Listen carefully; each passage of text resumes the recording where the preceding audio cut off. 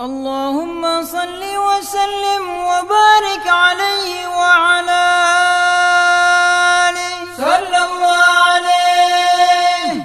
وقد آن للقلم أن يخط ما حركته فيه الأنامل مما استفاده الفهم من صفات هذا العبد المحبوب الكامل وشمائله التي هي أحسن الشمائل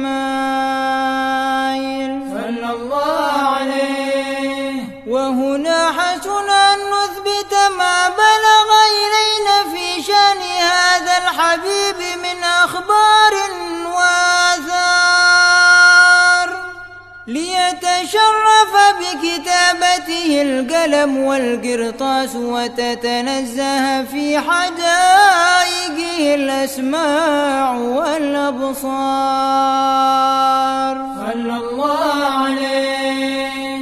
وقد بلغنا في الأحاديث المشهورة أن أول شيء خلقه الله هو النور المودع في هذه السورة، فنور هذا الحبيب أول مخلوق برز في العالم، ومنه تفرع الوجود خلقا بعد خلق فيما حدث وما تقادم صلى الله عليه.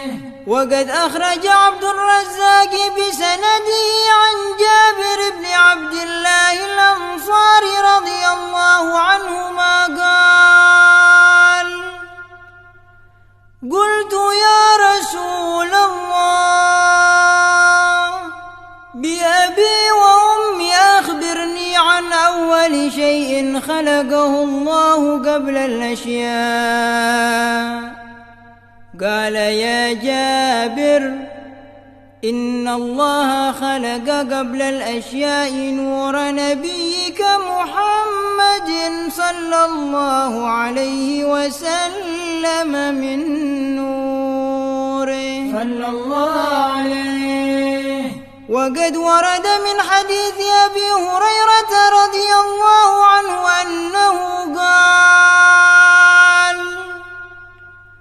قال رسول الله صلى الله عليه وسلم: كنت أول النبيين في الخلق وآخرهم في البعث صلى الله عليه. وقد تعددت الروايات بأنه أول الخلق وجودا وأشرفهم مولودا. ولما كانت السعادة الأبدية لها ملاحظة خفية اختصت من شاءت من البرية بكمال الخصوصية صلى الله عليه. فاستودعت هذا النور المبين أصلاب وبطون من شرفته من العالمين، فتنقل هذا النور من صلب آدم ونوح وإبراهيم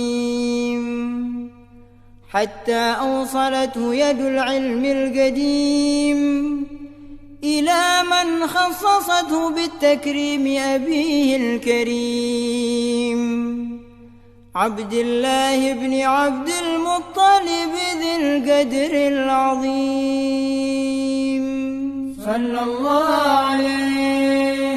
وأمه التي هي في المخاوف آمنة السيدة الكريمة آمنة، فتلقاه صلب عبد الله فألقاه إلى بطنها، فضمته أحشاؤها بمعونة الله محافظة على حق هذه الدرة وصونها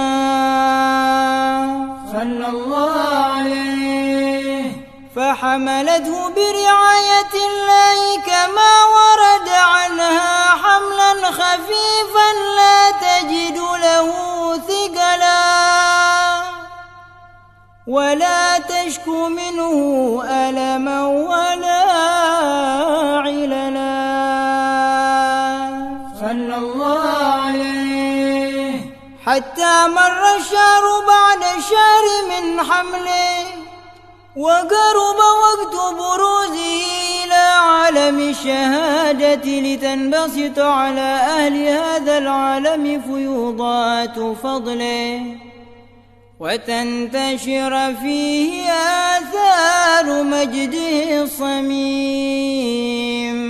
اللهم صل وسلم أشرف الصلاة والتسليم على سيدنا ونبينا محمد الرؤوف الرحيم.